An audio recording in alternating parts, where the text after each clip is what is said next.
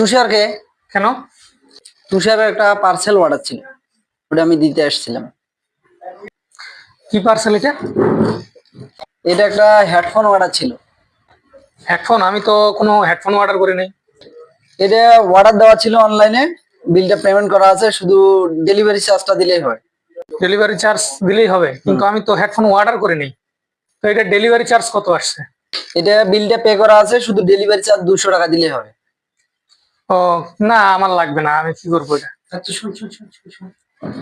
এটার দাম আছে 3000 টাকা, 2200 টাকা দিলে লাভ আছে নি? আচ্ছা সমস্যা নাই, নেন। এটা তো অনেক দূর থেকে আসছে, এটা আবার নিয়ে ঘুরে যাব আমি। এটা রাখেন।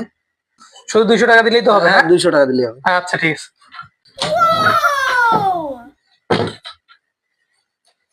এই যে আপনার 200 টাকা। তাহলে ঠিক আছে, গেলাম। হ্যাঁ, আচ্ছা ঠিক আছে।